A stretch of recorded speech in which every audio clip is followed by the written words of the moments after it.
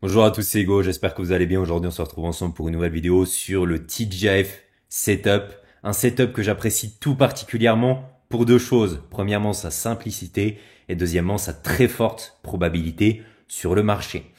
Ça peut être applicable à tous les niveaux. Que vous commenciez dans les concepts d'ICT, vous allez comprendre pourquoi ce setup est facilement trouvable en suivant les bonnes règles et surtout qu'il est à très forte probabilité.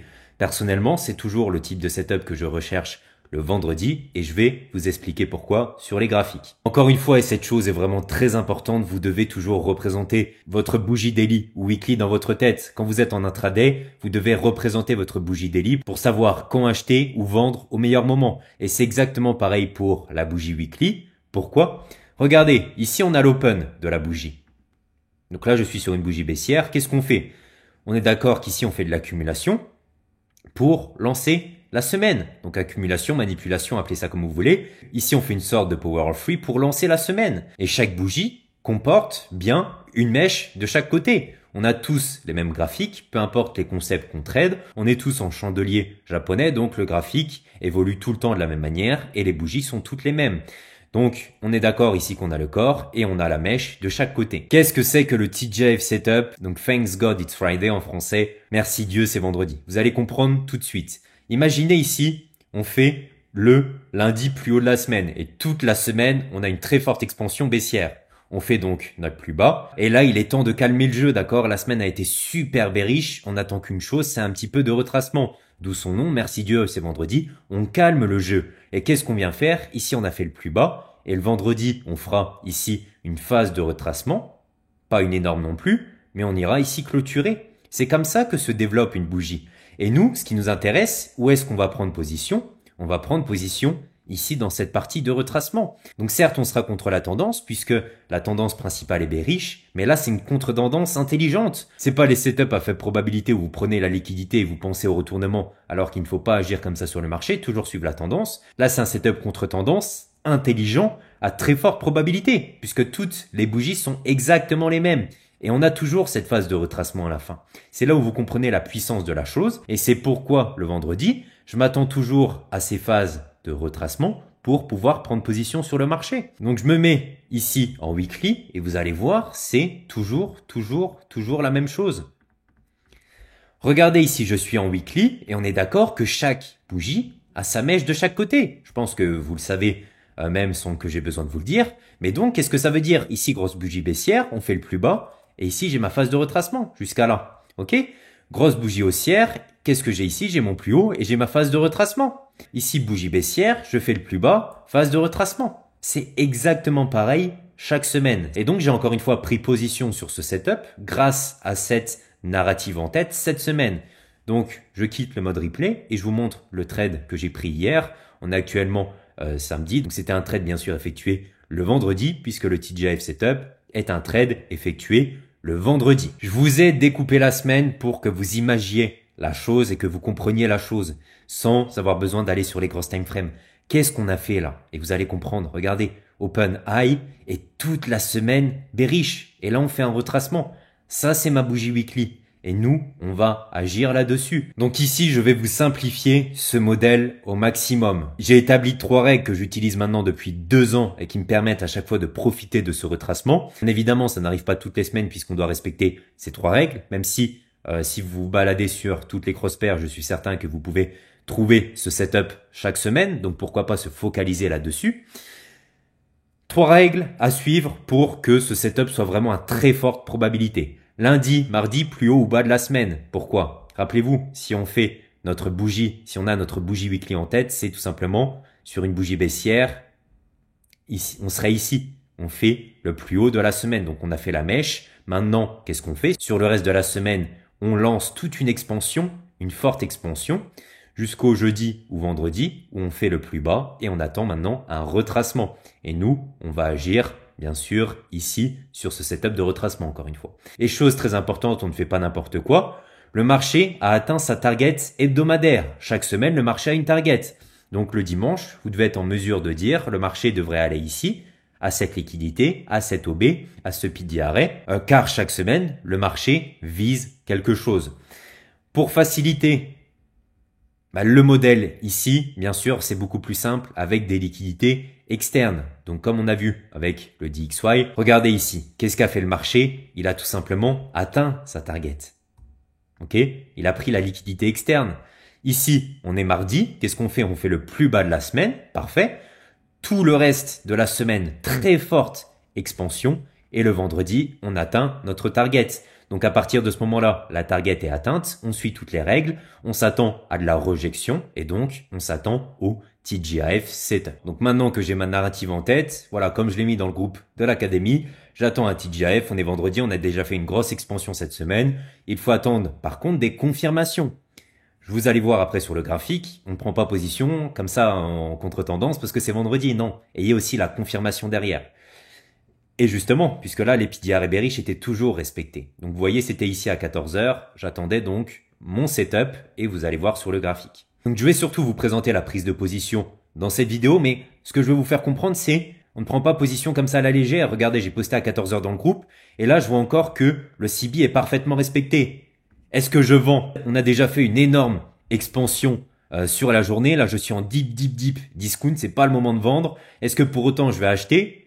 Parce que j'attends cette narrative-là, mais est-ce que pour autant je vais acheter? Absolument pas. Car là, mes PDR bearish sont toujours respectés. Donc je vais attendre qu'une chose, c'est bien sûr que ces PDR bearish ne soient plus respectés et qu'on ait donc un changement d'état de délivrement du prix. Je vous ai mis GBP USD à gauche et Euro USD à droite. Est-ce que vous remarquez quelque chose entre les deux? On a quelque chose que je vous ai présenté justement dans la toute dernière vidéo YouTube. Encore une fois, comme vous voyez, ce que je vous montre sur YouTube, c'est vraiment du concret applicable directement sur le marché. Regardez ici. Parce qu'on a 16h20 et 16h50, on fait un nouveau plus bas, donc on prend la liquidité.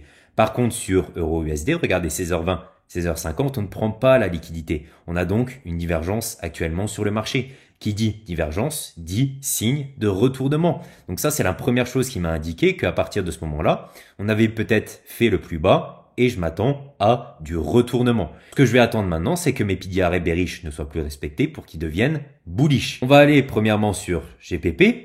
Qu'est-ce que j'ai comme PDR bearish qui me sert de résistance à l'instant T? J'ai tout simplement ici ce CB voilà, qui sert fortement de résistance. On est d'accord que ici, tant qu'on reste en dessous, on voit parfaitement qu'on a des rejections. Je ne cherche pas du tout à acheter. La seule chose qui me dirait qu'on aurait un changement d'état de délivrement du prix, c'est une clôture au-dessus. Et donc ce PDR bearish se transformerait en PDR bullish, il deviendrait un inverted fair value gap. Et c'est ce qui s'est passé. Ici, on a donc un IFVG. Est-ce que maintenant j'ai aussi des PDR bullish qui soutiennent cette hausse? C'est bien beau que les PDR bearish ne soient pas respectés, mais est-ce que j'ai du soutien de la part des acheteurs? Et là, on a un modèle que j'affectionne tout particulièrement, c'est l'unicorn modèle. Donc qu'est-ce que c'est? C'est le fameux combo entre breaker block et fair value gap. Donc ici j'ai mon busy, je pense que vous le voyez, et ici j'ai mon breaker block. Pourquoi? Car ici on prend la liquidité et on clôture au-dessus. Donc ici, le but c'est de revenir dessus pour partir à la hausse. Et regardez la puissance des concepts d'ICT. Regardez ce qu'on a fait, c'est très intéressant avec le combo des deux PDR. On a touché au millimètre ce breaker block, mais on clôture dans ce busy. Donc là on touche le breaker et on clôture dans ce busy. Donc là, on a une magnifique confirmation qu'on va partir à la hausse. Et je vous rappelle qu'on avait aussi cette IFVG ici qui sert maintenant de support. Parfait. Est-ce que Euro est bullish à ce moment-ci? Donc, GBP-USD, c'était un... Je vais retrouver ça. Donc là, on est actuellement samedi. C'était le setup que j'ai pris hier sur le marché. Je vous mettrai le screen une fois qu'on sera sur Euro-USD. J'ai pris position sur Euro-USD. Donc là, vous voyez 14h10, 14h15. Parfait. Euro-USD... Donc, je vais juste mettre ça en replay. Pareil, même chose. Est-ce que j'ai une résistance à l'instant T? Ici, là, j'ai ma résistance. Je ne cherche pas à acheter. Donc là, j'ai toujours mon CB qui agit toujours en tant que résistance. J'applique exactement la même chose que sur GPP USD. Le but, c'est de corréler le marché. OK? Et là, dès qu'on clôture au-dessus, ce niveau n'est plus un CB. Il devient un inverted fair value gap. Donc là, on a un support institutionnel. Et en plus, qu'est-ce qu'on a fait? On a ici un mitigation block, mais on a aussi ici un order block. Donc là, regardez l'heure. Il est pareil, 17h15. On a nos confirmations que le marché repart sur un élan bullish, en plus ici de la divergence. Donc j'ai pris position sur euro USD, même si le setup actuellement sur GU, je trouvais qu'il était plus clean.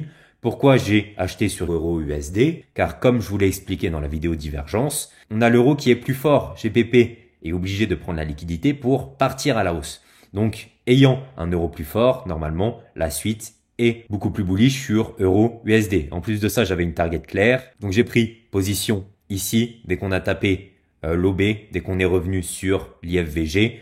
Je vous mettrai la position à l'écran. Et qu'est-ce que j'ai visé? Tout logiquement, je suis ici. Je prends position ici.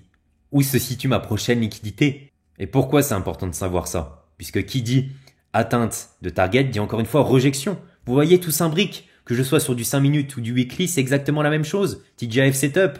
On atteint notre target sur du weekly, on s'attend à une rejection. Et on prend position sur cette rejection. Ok? Là, c'est pareil. Où est la prochaine zone de possible rejection? Où je peux mettre idéalement mon TP? Bah là, je pense que vous le savez tous. On va mettre notre TP ici à l'atteinte de cette buy-side liquidity. Et j'ai bien fait puisque comme à chaque fois qu'on atteint une liquidité, qu'on atteint une target, ben voilà, on a des consolidations. Et là, comme vous pouvez le voir, c'est la fin de semaine. On est actuellement en live sur le marché. Donc ça, c'est le trade que j'ai pris hier. Trade tout simple, ok. Là, c'est pas par contre le meilleur TGIF setup possible. C'est un trade ultra tardif. Notamment, j'ai eu la confirmation aussi du London Close qui peut servir de confluence supplémentaire.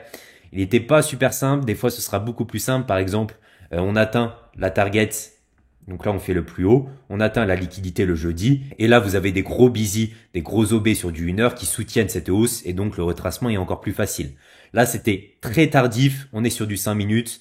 Donc, c'est pas le meilleur TGIF. Mais bon, chaque semaine ne sera pas exceptionnelle. Je vous montre l'exemple en live que j'ai pris cette semaine. Voilà, c'est pas non plus le meilleur TGIF. Mais ayez juste cette compréhension et la narrative que j'ai personnellement pour que vous puissiez l'appliquer sur le marché et enfin atteindre des résultats. Ok, c'est surtout la narrative derrière qui est plus importante. Je pense vous avoir tout dit, donc encore une fois, n'oubliez pas les 3 règles très importantes, sinon il n'y a pas de TGIF valable, ou du moins à forte probabilité. Lundi au mardi, plus haut ou plus bas de la semaine. On fait une forte expansion toute la semaine. Jeudi, vendredi, l'opposé. Et enfin, on a atteint une target pour le marché. Donc, target, ça peut être aussi des OB, etc. Mais quand vous êtes débutant, c'est plus simple. Des liquidités externes, donc soit des swing low, soit des swing high. Je vais pas compliquer la chose. J'espère vous avoir donné un maximum d'informations, un maximum de valeur. Abonnez-vous comme d'habitude, un maximum de commentaires, de likes. C'était Hugo, salut.